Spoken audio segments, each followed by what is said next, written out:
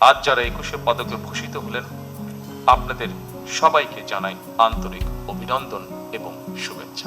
৯ জন বিশিষ্ট ব্যক্তি ও ব্যান্ড দল ওয়ারফেজকে দেশের দ্বিতীয় সর্বোচ্চ বেসামরিক পুরস্কার ২১শে পদক ২০২৬ প্রদান করেছেন প্রধানমন্ত্রী তারেক রহমান।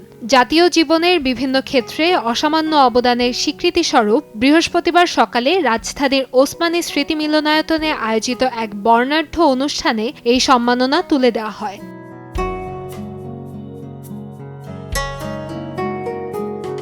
অভিনয়ে বিশেষ অবদানের জন্য সংস্কৃতি অঙ্গনে পদক পেয়েছেন বিশিষ্ট অভিনেত্রী ফরিদা আক্তার ববিতা। পদক প্রাপ্তির পর তিনি রাষ্ট্র, দেশের মানুষ ও দর্শকদের প্রতি কৃতজ্ঞতা প্রকাশ করে বলেন, জীবনে বহু পুরস্কার পেলেও ভাষার মাসে ২১শে পদক পাওয়া তার জীবনের অন্যতম বড় অর্জন। মরণোত্তর পুরস্কার প্রাপ্ত আয়ুব বাচ্চুর পক্ষে তার স্ত্রী ফেরদৌস আক্তার চন্দনা প্রধানমন্ত্রীর কাছ থেকে পদক গ্রহণ করেন। প্রতিক্রিয়ায় তিনি বলেন, এটি শুধু একজন শিল্পীর স্বীকৃতি নয়, বাংলা ব্যান্ড সঙ্গীতেরও রাষ্ট্রীয় স্বীকৃতি।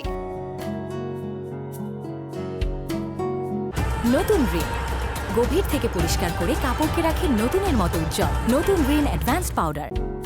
সঙ্গীতাঙ্গনে অবদানের জন্য সম্মানিত হয়েছে বাংলাদেশের জনপ্রিয় ব্যান্ড ওয়ারফেজ।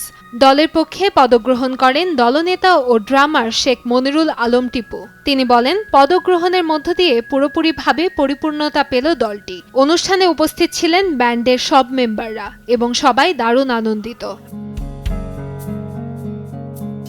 ২১শে পদক গ্রহণ করেছেন চারুকলার অধ্যাপক ডক্টর মোহাম্মদ আব্দুস সাত্তার, স্থাপত্যে মেরিনা তাবাসসুম, নৃত্যে অর্থী আহমেদ এবং পালাগানে ইসলাম উদ্দিন পালাকার। এছাড়াও সাংবাদিকতায় শফিক রেহমান, শিক্ষাক্ষেত্রে অধ্যাপক ডক্টর মাহবুবুল আলম মজুমদার এবং ভাস্কর্যে তেজস হালদারের হাতে ২১শে পদক তুলে দেন প্রধানমন্ত্রী। গেল ১৯ ফেব্রুয়ারি সংস্কৃতি মন্ত্রণালয়ের অনুষ্ঠান শাখা থেকে পদকপ্রাপ্তদের নাম প্রকাশ করে প্রজ্ঞাপন জারি করা হয়। মূল অনুষ্ঠানে উপস্থিত ছিলেন মন্ত্রিসভার সদস্য, সামরিক ও বেসামরিক কর্মকর্তা সহ বিভিন্ন শ্রেণী পেশার বিশিষ্টজনরা। বিভিন্ন সামাজিক ও জাতীয় ক্ষেত্রে বিশেষ অবদানের স্বীকৃতি স্বরূপ ১৯৭৬ সাল থেকে ২১শে পদক প্রদান করা হচ্ছে। কান্তাময়ী স্নেহা, সময় সংবাদ, ঢাকা।